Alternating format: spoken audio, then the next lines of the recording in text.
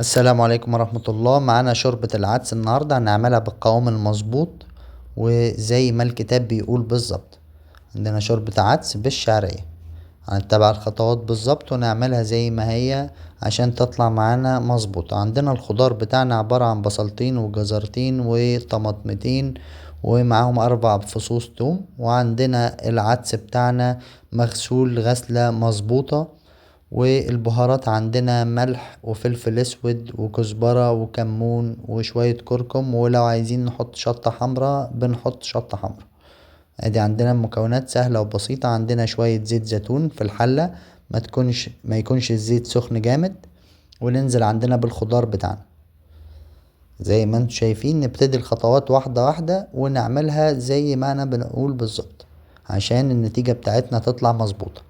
عندنا الزيت مش سخن جامد ومش كتير، هنقلب فيه المكونات بتاعتنا كده تقليبة بسيطة لمدة 3 4 دقايق. واهم حاجة ما يتلسعش مننا عشان احنا الاكلة دي هنعملها ني في ني. هو العدس عشان يبقى طعمه مظبوط هيتعمل ني في ني عشان هيتضرب لسه في الخلاط وهياخد تسوية كمان. زي ما انتم شايفين كده بعد ما تقلب التقليبتين محمرش خالص ولا لونه اتغير، ننزل عندنا بالعدس وبرضو نديله دقيقتين 3 مع التقليب قبل ما ننزل بالبهارات. بنديله تقليبة كده مظبوطة في قلب بعض، تمام، ونسيبه لمدة دقيقتين برضو. بعد كده ننزل عندنا بالبهارات بتاعتنا ونقلبها كويس. وهنا ال1/4 كيلو العدس ده هيحتاج 3 كوبايات مياه سخنة. هننزل بأول كوباية والتانية والتالتة، بعد كده نقلبهم ونغطي عليه، تمام.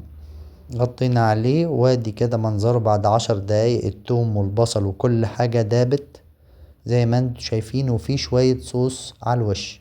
بناخد المكونات دي والخليط ده ونضربه في الخلاط زي ما انتوا شايفين القوام، وبننزل بيه بالحلة بتاعتنا كده ونرجعه على النار تاني على نار هادية. بص القوام ما شاء الله، ولا خفيف ولا تقيل، وسط.